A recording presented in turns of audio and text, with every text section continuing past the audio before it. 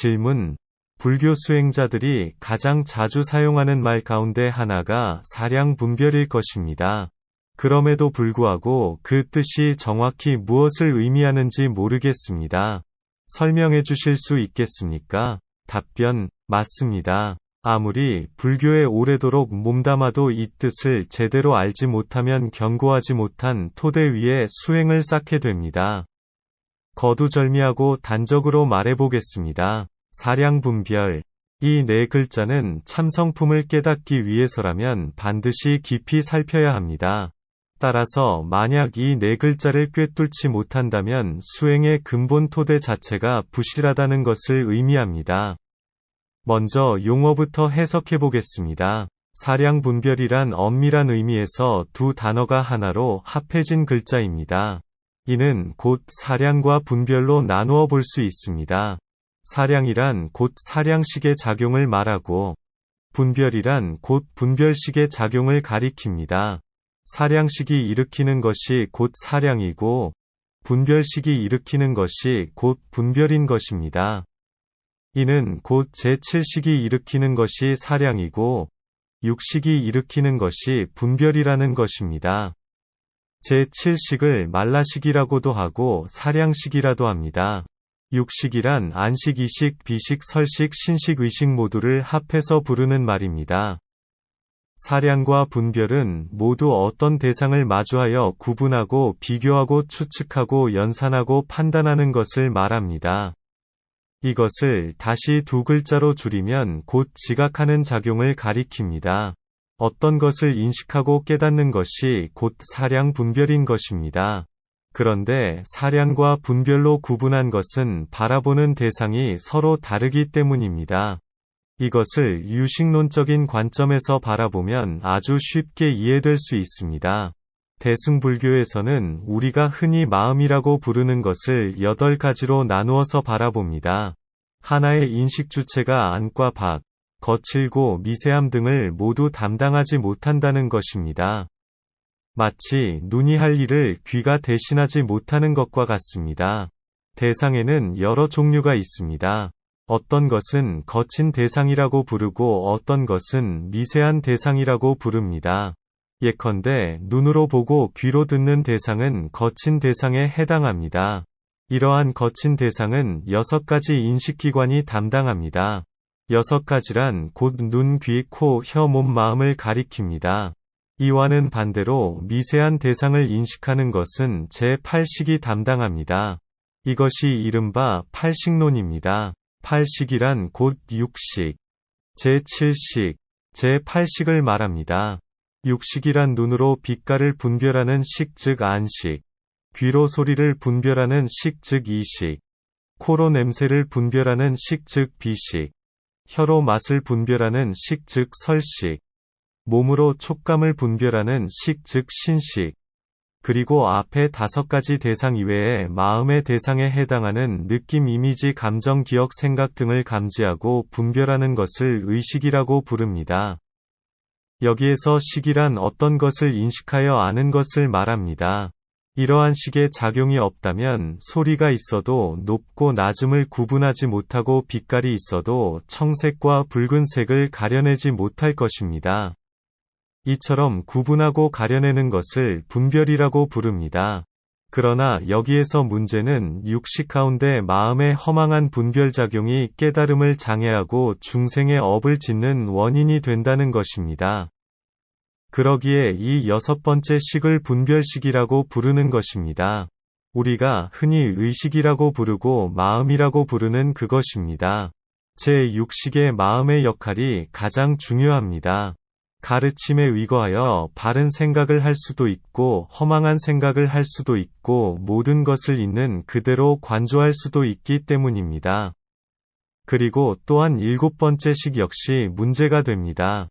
이것을 사량식이라고 부릅니다. 사량이란 마음속에서 생각하고 사유하는 일체의 조작행위를 가리킵니다.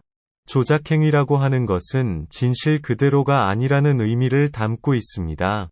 이 사량식은 오직 제8식을 사량하는 대상으로 삼습니다. 눈이 빛깔을 대상으로 삼는 것처럼 이 사량식은 제8식을 대상으로 삼는 것입니다. 그런데 문제는 이 사량식은 절대로 진실을 있는 그대로 보지 못한다는 것입니다. 이 사량식은 제8식을 크게 오해하고 착각하고 망상으로 바라본다는 것입니다.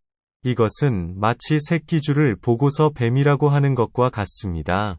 뱀이 실제하지도 않음에도 불구하고 놀라고 두려워하는 마음을 내는 것과 같은 것입니다. 저 새끼줄을 제8식이라고 하면 사량식은 새끼줄을 있는 그대로 보지 못하고 뱀이라는 이미지를 그려내어서 거기에 빠져드는 것입니다. 뱀이라고 보는 자가 어찌 새끼줄을 볼 수 있겠습니까? 참되고 진실하고 영원함이 없는 곳에서 참되고 진실하고 영원하다는 생각을 일으키고 거기에 경배하는 것과 같은 것입니다. 모든 종류의 수행과 기도 등은 이 사량식과 깊은 관련이 있습니다.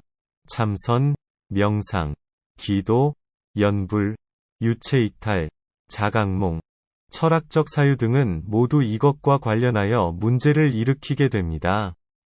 왜냐하면 새끼줄을 뱀으로 보기 때문입니다.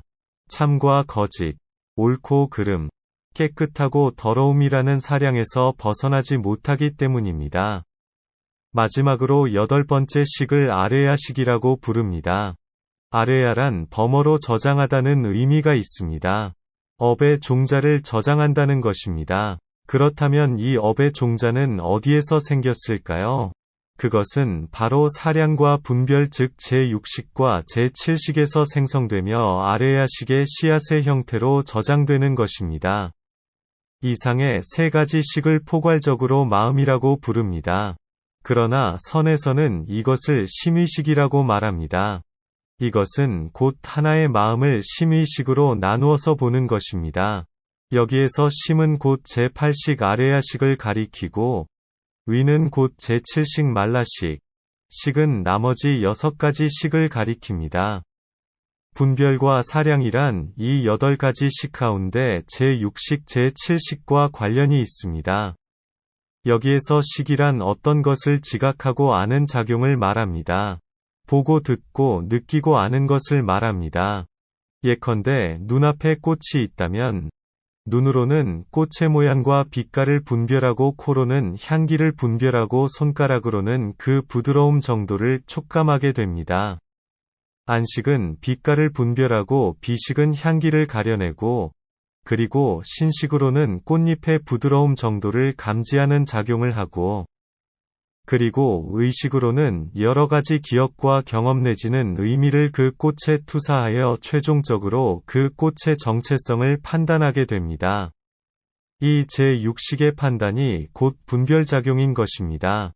예컨대 이 꽃은 나쁜 꽃이다. 이 꽃은 아름답다. 라는 생각을 내는 것과 같습니다. 분별작용이란 곧 크다 작다, 높다 낮다, 깨끗하다 더럽다, 청색이다 홍색이다 등등으로 말로 표현하고 판단을 내리는 것을 말합니다. 여기에서 분별의 대상은 곧 마음의 대상과 오감의 대상을 모두 가리킵니다. 마음의 대상이란 곧 마음 속에서 일어나는 생각, 느낌, 감정 등을 말하고 오감의 대상이란 빛깔, 소리, 냄새, 맛, 촉감 등을 말합니다. 이러한 대상을 마주하여 이런저런 생각을 내는 것을 곧 분별이라고 부르는 것입니다. 어떤 것을 보면서 과거를 떠올리거나 미래를 생각하거나 이리저리 헤아려 보고 안다는 생각을 내는 것을 분별작용이라고 합니다. 육식이 눈앞의 사물이나 마음속의 이미지 등을 대상으로 삼는다면 제7식은 제8식 아레야식을 대상으로 삼습니다.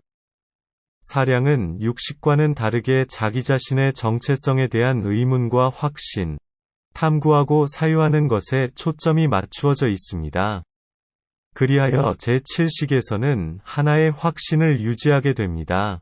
이것이 나의 참성품이다. 텅 빈 허공, 순수의식, 고요와 평정 그 자체가 나 자신이고 본질이다. 신이 곧 나의 본질이고 나는 신이라는 바다에서 떨어져 나온 물방울이다. 명상과 가르침, 사유, 자각몽과 유체이탈 등을 통해 이러한 확신을 얻고서 잠시도 단절됨이 없는 사량으로 견고하게 자리하게 되는 것입니다. 비록 그것이 잘못된 확신이라고 할지라도 멈추지 않으며 계속해서 일관성을 가지려고 하며 어떠한 개입도 용납하지 않는 것입니다. 유식론에서는 말합니다. 이 식은 항상 제8식을 사량하여 실하실법이라고 헤아린다. 때문에 사량식이라고 이름한다. 여기에서 실하실법이라는 것은 저 새끼줄을 뱀이라고 아는 것과 같습니다. 실제로는 존재하지 않지만 존재한다고 여기고서 그것이 곧 참된 나 자신이며 영원불멸한 존재라고 확신한다는 것입니다. 제8식을 바라보면서 이러한 견해를 일으키는 것을 사량이라고 부르는 것입니다. 멀리 설산을 바라보면서 저곳에 신이 머무는 궁전이 있다고 헤아리는 것과 같습니다. 그리고 그 신은 바로 나 자신의 근본이며 뿌리이며 고향이라는 생각을 일으키는 것과 같습니다. 이것을 사량이라고 부릅니다. 그러나 불교에서는 이러한 사량을 그릇된 견해라고 부릅니다. 참된 진실성이 전혀 없는 허상이라는 것입니다. 애초에 거기에는 뱀이 없었습니다. 단지 한 토막의 새끼줄이 있었을 뿐인 것입니다. 그럼에도 불구하고 그것을 참된 나 자신 참된 진실이라고 믿는 것입니다. 누가 뱀을 본 것일까요? 뱀을 보는 자가 곧 뱀을 조작한 자인 것입니다. 그러나 제7식이 바라볼 때 산 너머에는 어떤 절대적인 존재가 있다고 확신합니다. 그가 보는 것이 그림자임에도 불구하고 그는 그것을 직접적으로 목격한 것으로 착각하며 확신을 갖습니다. 그 확신은 단지 짐작일 뿐입니다. 그러한 짐작은 진실을 왜곡하여 거짓을 참이라고 여기는 원인이 됩니다. 아득히 먼 설산을 바라보면서 온갖 추측과 판단을 일으키는 것이 곧 사량입니다. 사량과 분별은 모든 업이 생기는 근원이며 깨달음을 장애하는 주된 원인입니다. 이 사량과 분별을 하면 할수록 더욱 더 안개구름 연기가 모락모락 피어나게 됩니다. 그리고 거기에 스스로 갇히게 되는 것입니다. 스스로가 만든 환영 속에, 꿈 속에, 생각 속에 갇히게 되는 것입니다. 이것이 문제인 것입니다. 이 사량과 분별이 진실한 모습을 있는 그대로 보지 못하게 하며 더욱 더 사실을 왜곡하기 때문입니다. 그것은 마치 거울에 티끌이 쌓일수록 사물이 있는 그대로 투영되지 않고 모호해지는 것과 같습니다. 그것은 마치 낮과 밤이 교차하는 시간에 마을 밖에 서 있는 것이 개인지 늑대인지 구분하기 어려운 것과 같습니다. 이처럼 모호한 상황과 환경은 결국 누가 초래한 것일까요? 어째서 부처님께서는 모든 것을 명료하게 진실 그대로 아는 것일까요? 여기에서 더욱 더 문제는 저 모호하고 불분명한 것을 자신의 방식대로 받아들이고 그대로 믿어버리고 집착하고 탐욕한다는 것입니다. 그리고는 마침내 거기에서 눈을 떼지 못한 채로 죽는다는 것입니다. 이것이 인간이 영원히 자기 자신에 갇혀 윤회하는 원인이 되는 것입니다. 억겁의 세월 동안 똑같은 패턴을 반복하면서도 그것을 자각하지 못한다는 것은 영원히 거기에서 벗어나지 못하는 결과를 낳게 된다는 것입니다. 이것이 곧 3계의 감옥인 것입니다. 이러한 감옥을 초래하는 원인은 바로 사량과 분별이 그 뿌리가 됩니다. 이것으로 말미암아 업의 훈습이 일어나는 것입니다. 그리고 이 업의 훈습은 마침내 업이라는 열매를 맺어서 제8식에 저장됩니다. 이것은 또한 먹구름으로 비유해 볼 수도 있습니다. 이 업의 훈습이 마침내 먹구름이 되어 지혜의 광명이 세상을 비추지 못하게 합니다. 그리하여 구름 아래에 있는 존재들은 영원히 빛을 보지 못하며 미혹을 벗어나지 못하는 원인이 되는 것입니다.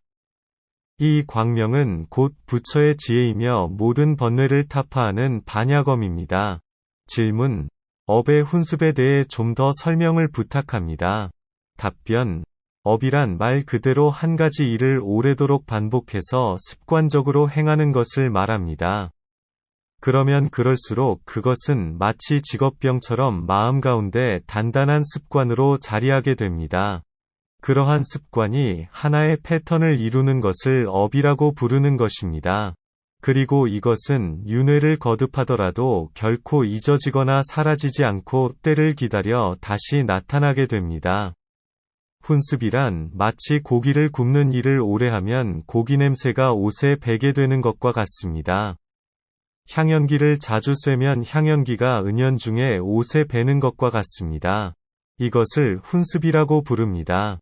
이러한 훈습에 물들게 되면 그것이 원래 그런 것처럼 여기게 됩니다. 그는 저 거짓이란 공간을 진실이라고 여기고서 거기에 안주하게 되는 것입니다.